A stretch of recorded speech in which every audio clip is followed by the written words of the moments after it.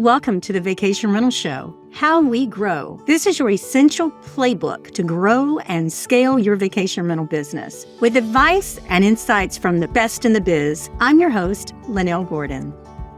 Welcome to the Vacation Rental Show, How We Grow. I'm Lynell Gordon, your host, and today I'm really excited. On this episode, we are thrilled to have Julie George.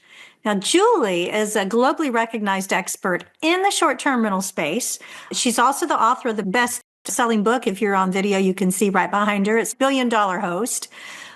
In just 3 years, Julie scaled a property portfolio to over 130 properties, generating more than $8 million in booking income just through Airbnb. Now, she is a much sought-after mentor, speaker, and consultant, and she helps entrepreneurs to build and scale their own successful short-term rental business. Now, today, Julie is going to share her insight on the processes of scaling a business to sell, drawing from her extensive experience in the short-term rental space. Welcome, Julie. Well, now, thank you for having me on. It's really exciting to be part of this successful podcast. Congratulations on the series.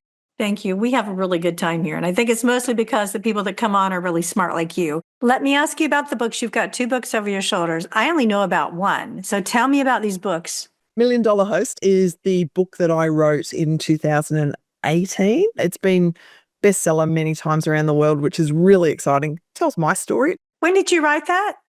2018. You look exactly like that. Look at that, guys. She's not, if you're on video, no change whatsoever. That is crazy. Gosh. That's like 6 years ago. Yeah, I know, it's scary, isn't it? But if you look really close, there's some grays in there. Probably from the book. No, just kidding. Yeah, it is. This will tell you my personal story of, growing up in the outback of Australia feeding crocodiles. That was my first ever job, feeding crocodiles.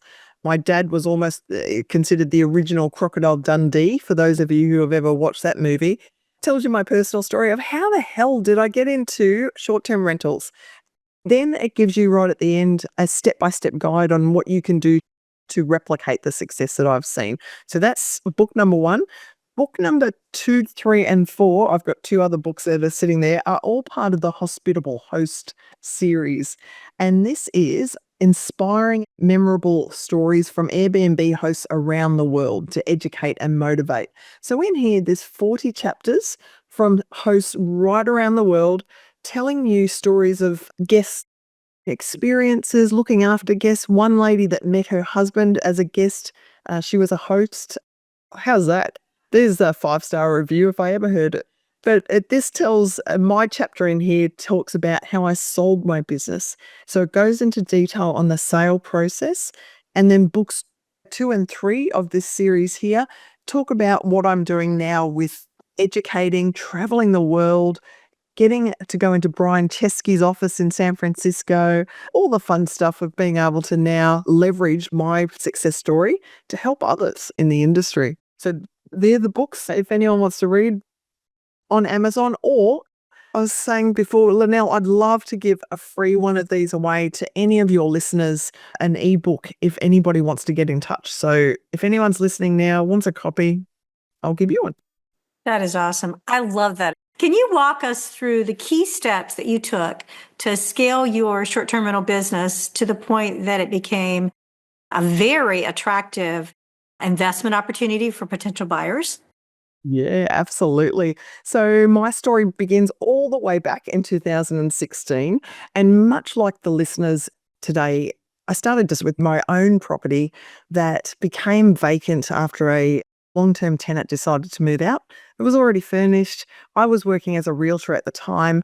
And I thought, I wonder what all this fuss is about with the short-term rental industry. Like, what is this Airbnb gig going on? So I decided to pop the linen in, turn the Wi-Fi on, and take some professional photos.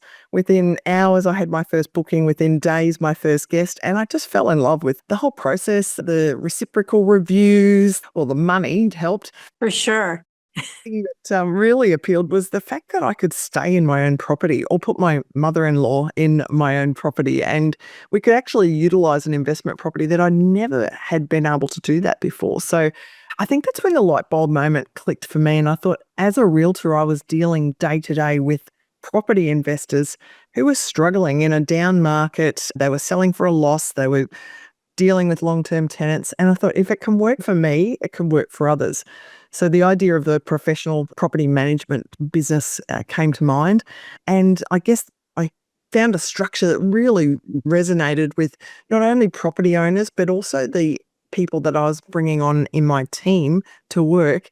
And then, of course, the guests benefited as well from this structure. And we got to 130 properties within 3 years.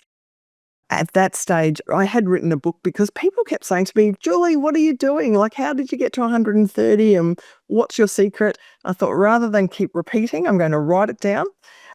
But I also had a son, a teenage son, who really didn't know what mum did. So I thought, what better legacy to do than to write a book? Wrote the book. And at that stage, in 2019, got a knock on the door from a bunch of people wanting to buy my business. I decided to sell, and lucky I did, because 2 months later, COVID shut the world down. So it was impeccable timing. But here I am today, now passing on the knowledge and hopefully inspiring and motivating others to follow in my steps of success. So, what are the most important metrics or like KPIs that potential buyers are looking for when they consider a short-term rental business for acquisition? The easier, the better. The less complicated, the better. I know there's a lot of pressure on us to automate our businesses these days, and I'm going to probably surprise a lot of people by saying, automate, don't complicate. I, with 130 properties, was 100% Airbnb. I wasn't on other channels. I did dabble with a few other OTAs and booking channels, but I just found that if I could keep my business really simple, it was going to be very attractive. And it certainly was very attractive to a potential buyer coming in saying, "We want your property portfolio, but we also want your Airbnb profile." So they purchased the whole lot in one go, took it over, and simply to take on my business, they just had to log in every time with my date of birth. So they should send me a birthday card every year. But it was just a simple process. So keeping it simple, keeping it profitable. Now, it's really tempting, and I certainly did for the first couple of years, running all my personal expenses through the business. When it comes to selling, you can't do that. You've really got to show a decent profit on those properties. So simplicity, profit, but also making sure that it's just going to be an easy process, that the paperwork, the SOPs are in place. So buyers are looking for solid contracts that are going to be easily transferable. They're looking for good relationships that you've got with the owners that are going to be easily transferable. And you've also got to really make sure that you've got some good properties. Don't just take anything into your portfolio, which is tempting. Making sure that you've got the really good, solid properties that are going to turn that profit. So, we talk about simple. Let me ask you this. How do you ensure that your business is simple, efficient, and scalable while continuing to grow and keeping your overhead cost in check? How are you keeping that overhead in check in that way? Yeah, really good point. Once again, it is really complicated for a lot of property managers. That I think what we've got to look at is the organizational structure. And right from the beginning, I realized that this industry and the business, it's like a roller coaster ride. 1 minute you're earning lots of money in your prime season, the next minute you've got nothing for months coming in. And for me, employing a team and having employees on a wage was not something that I could take on, because I wasn't willing to take on the risk of not being able to pay them. Now, with the likes of COVID and airline strikes or whatever it might be, you just never know what's around the corner. So I was a little concerned about making sure that I had a business structure that really took away the risk, made sure that we could scale at the same time. So what I did, my secret sauce, as we would call it, would be a co-host model. The first person that I employed, and I'll tell you the story of how it came about, but the first person that I brought on was a co-host that was able to take away 10 properties from my portfolio and look after them wholly and solely guest facing. So they were going to look after all the guest communication. They were going to meet and greet the guests. This is before smart locks came in. But they also were going to do the cleaning, the laundry, and then reset the home as if it was their own baby. So they were very familiar if there were any damages there. They were going to report them, but that was their responsibility. Now, what I did was I was able to pay that person a percentage, a cleaning fee plus a percentage. Now, I was charging my homeowners 25%, but I was paying out 6% to my co-hosts. So 6% plus the cleaning fee, and that was their reward. The way that I promoted this structure was a business in a box. So I would be looking for somebody to partner with me as a co-host and give them an opportunity to grow their own business underneath my umbrella. I want to tell you how this came about, though. I was doing everything myself. And much like many of your listeners who are probably cleaning and making beds right now listening to this podcast, I remember making 17 beds in one day and coming home to my husband and going, whose stupid idea was short-term rentals? Like, give me a break. I had two options. I either needed to quit and go off and get a job, or I needed to find some help. And coincidentally, the next day I sat down and had a coffee with my friend he's 70 years old. His name is Glenn. And Glenn and I used to work in the phone book industry. We were selling advertising in phone books. Yes, folks, that was before Google. But we sat down and he said, look, I've just retired I've been forced to retire from this job, but I don't want to retire. I want to keep working. I want to keep earning an income.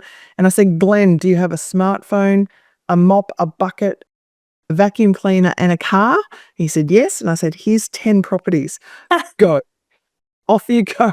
Look after them, because I knew I really had to look at what did I want to do, and I wanted to scale my business. I couldn't scale it while I was making 17 beds in one day.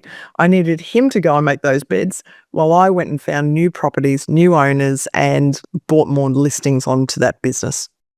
So you basically did all the marketing for it, and you did the owner relations, and you allowed someone else to handle that other part of the business. Absolutely. But gee, that's hard to let go sometimes. Oh, And I'm sure. I think that's where a lot of people will struggle with the idea of and the concept of growing their business, scaling their business, is to actually trust and delegate in other people. But folks, I've got to tell you, there are people that can make a bed better than you. I wrote down. That's what I wrote down. I wrote delegated. That's a real big part of growing a business. In your experience, and talking about this delegation, what are some of the common mistakes that entrepreneurs make when trying to scale their short-term businesses to sell? Because you talk to a lot of them. You're also a consultant. So tell me, what can they do? What are those mistakes and how do they avoid them? People complicate their businesses, and there's lots of shiny objects out there at the moment. Software, shiny objects. You probably don't need half of what you're using at the moment. So if you can really do an audit on your software, do an audit on your expenses to cut that down, because I think that's probably the biggest thing I see is that people feel the peer pressure to be on multi-channels. So a lot of people are feeling like they need to be on every OTA. For me, I simply thought if I'm getting full occupancy using Airbnb, I don't need to be on those other channels. And there was a bit of peer pressure coming in from homeowners on that point. Now, let's talk about homeowners in a second as well and micromanaging. But those homeowners would think that they knew better. So they would come in and say, you need to be on booking.com, you need to be on Verbo, you need to be on all of these. And I said, but really, we're sitting at 99% occupancy or whatever. I said, look, we are full, but we're keeping it really simple with the structure. We're not going to get any more money from these other channels. Let's not complicate the business. So I would say, property managers, if you're listening in right now and you're thinking, maybe one day I would like to sell, get ready now, because you just never know when someone's going to knock on the door with a big fat check and say, we want to buy your business. But you also want to future-proof your business. Unfortunately, if we got hit by a bus tomorrow, and let's keep our fingers crossed, that's not going to happen, but we want to make sure that we've got somebody else, that the business isn't reliant on us. And that's the other big common mistake that I see, is that People need to really delegate, set a team up, have systems and operating procedures in place so that the business can run fully independent of them. And that is an attractive prospect to a purchaser who can come in, take the playbook, take the keys to your kingdom, and give you that big fat check. Let me tell you, that's also a very attractive feature for entrepreneurs who are running a business and running themselves ragged, doing so many things, and they are actually not delegating or making it, like you say, future proof and making the business not reliable on you. I told someone this past week, I said, I know you're going to find this hard to listen to, that you are replaceable. I said, and so am I. So we need to make sure that the processes are in place should something happen, that it's not dependent on either of us. And so I agree 100%, no matter what business you're in, guys, that goes across all industries. How We Grow is proud to partner with Lynbrook Group, the experts in vacation payment solutions. When you choose Lynbrook, you not only get a payment software that directly integrates into your reservation system, but decades of experience, giving you the best team when it comes to integrated homeowner payments and chargeback mitigation. Connect with them online at lynbrookgroup.com to learn more. You've been an influential advocate in shaping the short-term rental landscape. How do you see the role of technology, especially since you're talking about Simplify and everything, in transforming the way that short-term rental businesses operate? There's a lot of new stuff out there that is really shiny, and some of it is actually quite remarkable.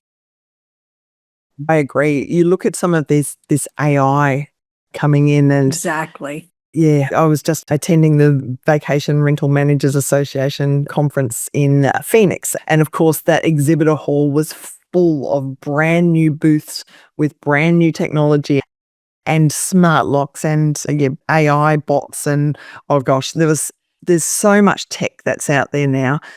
Very exciting, but also a little dazzling. And I guess that's where you really got to go. Is it worth it? Is there value? Is it going to improve my business? And I may sound a bit old school here, but I really worry about AI messaging going back and forth to a guest because I've experienced it as a guest where it just is wrong. It's wrong. It's either repeating itself. It's getting your name wrong. Like there's a whole bunch of things there that I think that it's great if the technology can add to your business, fantastic. But please, folks, be really wary. Do you need it? Is it going to really enhance your business? And it can be very costly as well. But of course, there's some brilliant technology that's out there. And I think it's very exciting. The future of the business. If I had started my business now instead of 2016, holy moly, it wouldn't just be 130 properties. I think we'd be talking 300, 400 properties because you'd be able to scale your business so much quicker. You'd be able to enhance your business a lot more. Let me ask you this, because this is what I see. I want to know if you see the same thing. Yeah, AI has really transformed the short-term rental business this year. There's no question. But here's what I see happening. They're putting it into the property management systems themselves. The systems that you're using to manage your reservations and you're using to manage communications with your guests and owners, they're putting AI directly into it, which, quite frankly, I think that's where it belongs. So you have one system really to rule them all. That's the way I love. What do you think about that? Do you think that it should be integrated? I think so, but it's got to be right. And what worries me is, when it's making mistakes or it sounds too robotic or it doesn't come across as a genuine, authentic message. And I don't know. I still think that guests are turning to short-term rentals as opposed to a hotel because they want that personal experience. I still like meeting and greeting at times, which sounds archaic, but I like to put a face to a name. And if I think that there's just a robot at the end of the message, I don't know, it ruins it a little bit for me. Or perhaps it doesn't encourage me to leave a 5-star review as a guest. But I think there's a lot of software that now doubles up on each other. So that's the other thing that I would say that, look, the PMS is bringing in AI, great. And what I think we're missing is a property management system that does everything. Like it seems to be we've got 10 different softwares out there all trying to integrate with each other. Can somebody please pull it all together and put it in one system? That would be really cool. That's been my life's work. I'll be quite frank. I don't know how much you know about my background, but that was my life's work. I felt like there should be one system and it should have everything that you need in it to run your business. But I have to tell you, the AI that's coming out now, the ones that I've seen, especially recently in the last 3 or 4 months, you have to train it. Number one, those types of things, guys, it doesn't happen immediately. You have to train it. It takes work, but it doesn't take brilliance to be able to do this. It doesn't. But the ones that are coming out now, you can't tell. You don't think it's a robot. You think it's a real person. As a matter of fact, I was fooled. I was looking at one person's work that they were doing during the interview. I was like, I cannot believe how many 5-star reviews you have. It's remarkable to me because you answer people within 12 hours to 24 hours later. Everyone has answered, and it's a good answer. And they just looked at me and they said, Lynell, and they have used a product called Zapier. And Zapier, I use Zapier. I use Zapier for the nonprofit that I work for and manage. And it's really phenomenal, but I didn't think about using it that way. But that really should be built into a property management system so you can't tell. What do you think? Where are we headed in the future with short-term rentals? The future is bright, and we just made the joke about it. I'm based in Australia, so I'm a full day ahead of you, Yeah. Lynell. So I can say future is bright. I can't give you the lotto numbers, I'm sorry.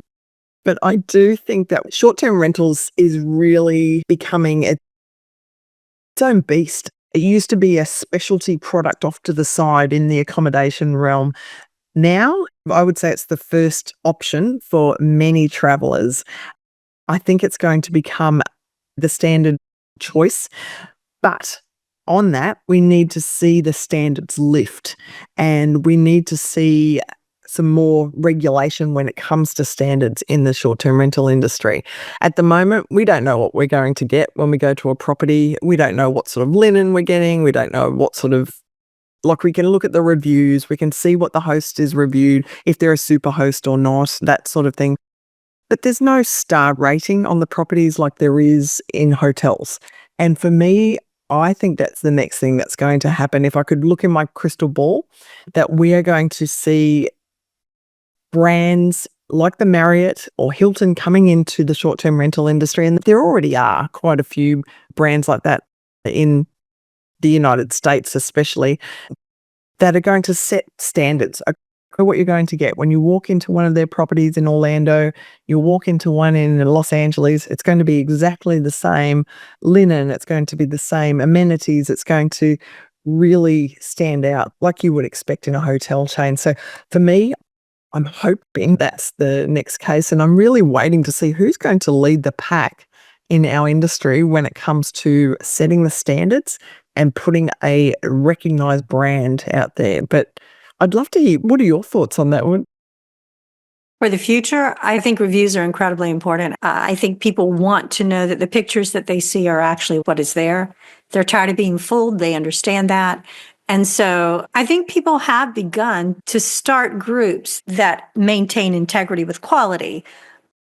There are groups out there that do that, like the 100 Club and others that say we're only taking certain people and we know that's going to be real. And there are a lot of other really cool things that are coming in to the market that will show that what you see is what you get.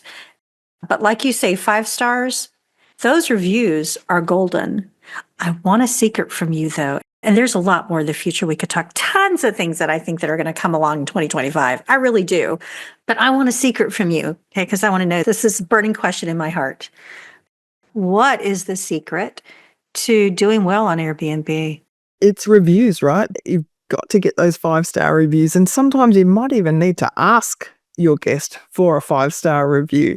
It's about educating the guests. And what I've seen just recently, which is really exciting, is putting up a chart in your property to show guests what star ratings actually mean to you and how a 4-star review can absolutely wipe us out of the business. So I think educating, looking for those 5-star reviews, but also delighting those guests with something unexpected. Now, here's the thing. We have got so much competition in the space at the moment. How do you, as a professional property manager, stand out from the competition? Look, I would say to you at the moment, now what you've got to do is really up your game. You've got to do something that's really special. A professional property manager, she's based in Pennsylvania. She just recently gave me her tip, and I'm going to pass it on to your listeners.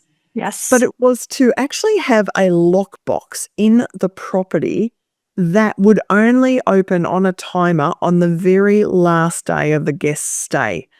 Sounds random, right? There was a box, it's got a timer on it, came with a message, and it said, please look in this box on the very last day of your stay. It opened up and there was a present in there to say, thank you for your stay. She would put a Polaroid camera in there and she would then hope that they would take photos, leave a couple of photos behind. But it was actually just a little thank you present. And it wasn't in the listing, it wasn't in the description or the photos. So it was unexpected, because I think the one thing that we know these days, we know everything about the properties before we actually get there. We're Googling those properties, we're looking at the reviews, we feel like we already know that property pretty well, checking out the videos on Instagram.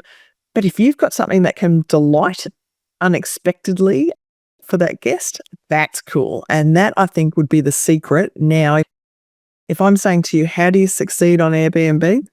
Do something that stands you out from the competition, but something unexpected. I'll tell you, I have a little secret too. So every year for a property that I rent, every year we create a very special house themed present, and they get that on the first day when they check in. And they get a little card from me saying, I'm so happy that you decided to choose our house to stay in. And we do that for more than one house. That's a service that can be offered from property managers, and some do, but it depends on the type of theme that you have in your house. So for my house, I have a gourmet kitchen. And so not only do I give them like this beautiful gift when they get there, sometimes it's a basket with all different kinds of things in it. Other times it's something they can actually use during their vacation. This year we did something else. We actually added an espresso machine with pods for every day. They don't have to go buy coffee. When they go to my house, they have coffee at my house. And it's just little things like that. And there are different types of coffee. So they have an espresso, they have a cappuccino, and they have a whatever. And it's just one of those machines that I think it's a Breville. You can just stick it in and it comes out. So I think that property managers, one of the things they're doing too, Julie, is they are creating classes of, and they've done this for years, but they're doing a better job of it. They're creating classes of their homes that create, these homes have this amenities. When people stay in my house, they know what kind of sheets are there. We post it. Because listen, when I go to stay in Weston, I want that Weston bed. Yes. So I hear what you're saying, and I agree 100%. And I love the fact that the property manager that I use, which just happens to be my family, they care enough that they create those classes and the homeowner pays for it, not the guest. And it's really cool. And I don't mind paying for it because I can tell you my full season next year is already booked. It's so important to really give that personal touch, isn't it? And I think a personalized note with a gift basket, woohoo! None of us expect anything for free these days. So if we get something a little bit extra like that, even a chocolate on the pillow, don't do that because it'll probably melt and cause a mess. But I think it's so special, and that's what memories are made of, and that's what 5 stars are written on. So get to know your guests, get to find out are they coming in for a birthday celebration? Are they coming in for an anniversary? Can you offer something a little bit more to that person? One thing I used to do with my co-hosts, so Glenn, who took the 10 properties, I would say to him, you can go above and beyond if you want. If you feel like you want to get, because his KPIs were based on 5-star reviews. So he knew that he had to get 5-star reviews in order to grow his portfolio and for me to allocate more properties to him. To get 5-star reviews, he would get to know his guests who was coming in. But if there were children coming in, leave a colouring book and pencils for them to say, this is your gift, you can take it home at the end of your stay. So really I think that's very exciting, and I want to come and stay in one of your properties. We do stuffies on the kid. I have a kid's room that has 7 bunk beds in a room. It's really cute. And I do stuffies. And I thought the first year I put stuffies in there, and they're big stuffies, I thought they'll take them home. Everyone will take them home, and that's great. And I have a whole bunch of them that I can replace it with. Not one of them took them. They played with them and they didn't take them. Like, how do you clean these every time? You got to get that clean. But I'll tell you one more thing that I think might be a good idea. And you tell me what you think. This year, what I'm doing is I'm creating a QR code and I'm putting it in a picture frame. And I don't know yet where I'm putting it in my house, but I'm going to say, if you had a good time at my house, would you please leave me a 5-star review? And here's my QR code. If you hated it, would you please call the property manager before you do your review? And I think I'm going to literally do a QR code, and I'll probably do a video that says that at the same time. Just make it easy for them to go click. Just my thought.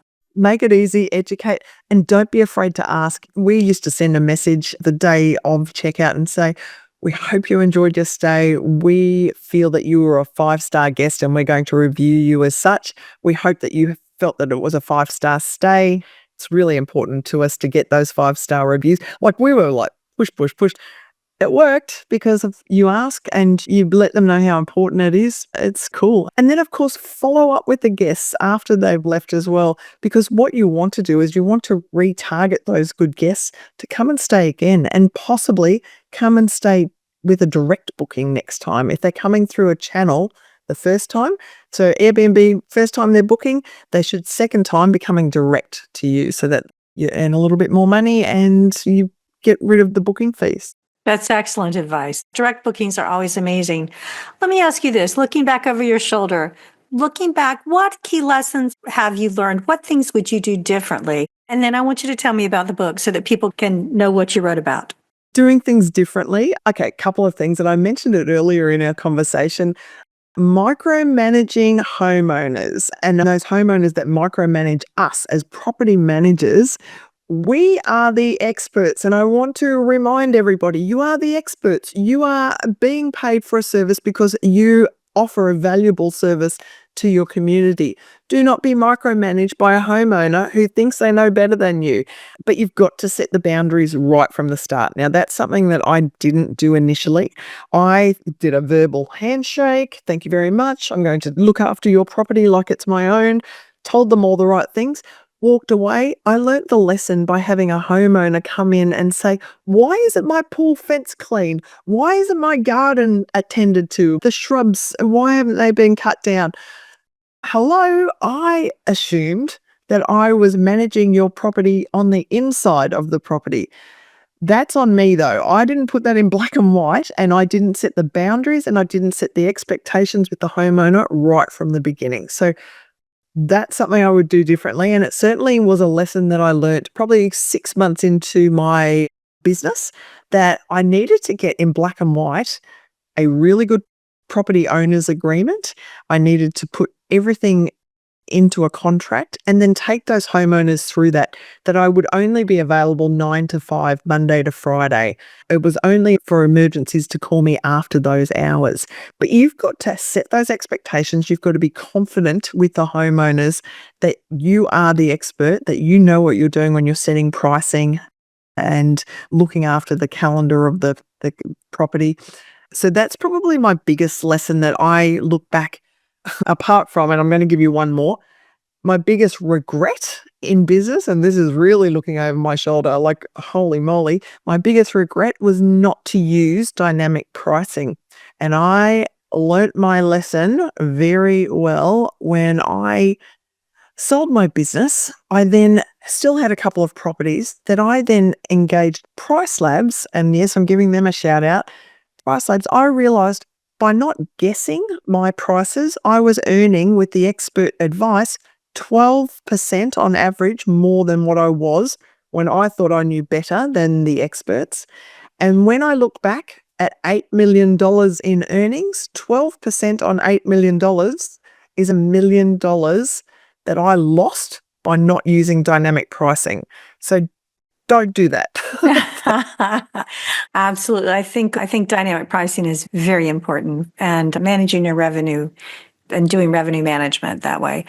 Let me ask you this. I need to know, I have this burning desire to know your favorite guest story. All right, it's got to be the one that bought an extra person in the party. They made a booking, but there was an extra person in the party because they had a baby in my property. This woman gave birth. Like, how cool is that? It wasn't something that I was upset about either, but we did have to charge a bit more of a cleaning fee now. Sorry, that's terrible, isn't it? Probably true. For real. I know we had to throw out the mop and bucket because it was anyway. She came in from a remote area in Australia. We've got such a big country. Australia is the same land size as the United States. So mostly we live on the coastal regions of Australia. So where I was, we had a major hospital and she flew in from a remote farm. She had to come in to be close to give birth at the hospital. She didn't make it. She went into labour and unfortunately, or fortunately, had a little baby boy born in our bathroom of one of our properties. So that is a bit heartwarming. It's unique. That's cute, right? But you don't always have to charge for extra guests. They might just pop up. So that is one of the most unique stories I've heard. I will never forget that one for sure. So let me ask you this. Are there any new projects or ventures you're excited about in the short term or hospitality space? yeah, absolutely. Look, I personally have put together a mastermind community, and what it is, it's a global platform to connect people that are involved in the short-term rental industry. It's lovely to see everybody occasionally at conferences, but I think that we need that extra support. We need to be in contact with each other, and we should share our information. If somebody has a cleaner's checklist, don't keep it to yourself. Don't gatekeep. Share it with others. So I've got it's called $1 Million Host Mastermind Community. There's 140 people in there at the moment, all worldwide. But I'm really excited to see that grow in 2025. And 2 months free access at the moment. So if anyone wants to get in touch and find out about that, we share all of our documents, all of our contracts, our owners' agreements. But we also had guest speakers coming in and we take action together. We have accountability calls once a week. So I'm really excited to see that community grow, but also I love to see collaboration and I love to see other hosts working together, not in competition, but collaborating together and being able to just grow together, help each other out and see this industry succeed as one. So watch this space. I think that 2025 is going to be a big year for us. I really do. I think the space is going to do quite well. I think we're going to be pleasantly surprised about 2025. And I hope it grows. I really hope that the industry grows. I'm looking forward to having someone on to talk to me about statistical analysis of what they see. It's about that time. It's December. So we usually have a lot of reservations for the summer season, if you're seasonal, that come in November through December. So hopefully in January, we'll get a real good update on statistically what's going to be happening. Oh, it's really exciting. I think there's been a bit of an oversupply with properties in the markets this year. I think that will correct itself for 2025. So hang in there, folks. If you're listening to this podcast, all credit to you because you're looking to improve or you're looking to learn, you're looking to educate yourself. So that tells me that you will have the staying power to perhaps hang in there. Hold on, because I think 2025 is going to be a very pleasant experience for professional property managers. And you obviously have very good taste if you're listening to Lynell's podcast. Oh, Jill, you're so sweet. Listen, how can people get in touch with you? If they want an ebook or they just want to ask you for advice, how do they get in touch with you? Absolutely. And I offer 15-minute free Zooms. So if you want to get on and talk about your own personal experience of what you're doing in the short-term rental industry, I love that. I just love feeding off and finding out what people are doing. So get in touch with me. My website is milliondollarhost.com.au, AU for Australia at the end. But that's my website. But you'll find me on all the social medias. So Instagram, Facebook, and LinkedIn, TikTok as well. You'll see me doing some crazy dances. No, you won't. I'm not even cooking. We're going to go look.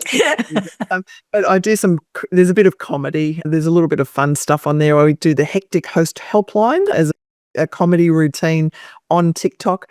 But you'll find, if you look up $1 Million Host or Julie George, folks, you'll find me. Send me a message. I'm human. I'm responsive. I would love to meet with people. If you mention that you listen to this podcast, you're going to get a free book. $1 Million Host ebook.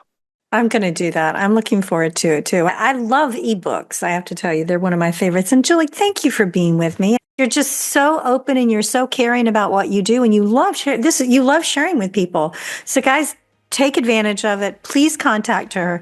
And thanks again for being with me, Julie. I will never forget your story, and I'm really grateful for you being here with me. Thank you. Thanks. This episode of How We Grow was brought to you by Lynbrook Group. To find out more about how Lynbrook Group can help to grow your vacation rental business, visit lynbrookgroup.com. Make sure to search for How We Grow in Apple Podcasts, Spotify, and Google Podcasts, or anywhere else podcasts are found, and hit subscribe so you never miss an episode. On behalf of the team here at Inhabit, thanks for listening.